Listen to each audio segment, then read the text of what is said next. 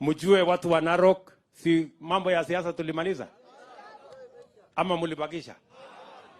Si tulichagua MCA, tukachagua mjumbe, tukachagua senator, hata kama anabeba sufuria siku hizi kwa kichwa. Si tukatafuta gavana? Ama si tukachagua gavana? Na kura ya rais mulipiga ama hamkupiga? Mulibakisha ama iliisha? Si iliisha?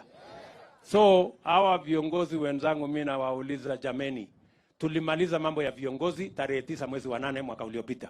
Ile kazi imebakia ni kazi ya wananchi, ya barabara, sitima, maji, kusomesha watoto, hospitali, kupanda miti. Hiyo ndio kazi imebaki. Ama namna gani? Hiyo ingine tafadhali tuheshimiane.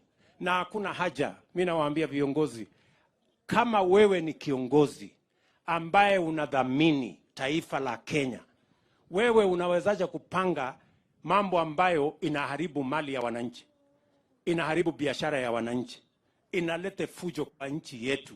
Na wewe ni kiongozi, saa ile unapanga hiyo maneno, saa hiyo unapanga maandamano mpaka wananchi wanapoteza maisha, mali ya wananchi inaharibika, biashara ya wananchi inaharibika, inatokea fujo, inatokea mambo machafu. Wewe kama kiongozi, nini inaendelea kwa kichwa yako wakati unapanga hiyo maneno? Na wewe unataka kuongoza Wakenya kwa njia gani kama wewe ni mtu ambaye unapanga mambo ambayo inaharibu amani, inaharibu biashara, inaharibu maendeleo katika taifa letu la Kenya? Uwezi kuwa mnafiki kiwango ya kwamba unakimbiza ile unataka wewe kama kiongozi, na pale katikati unaharibu mali ya wananchi wa Kenya. It cannot be fair.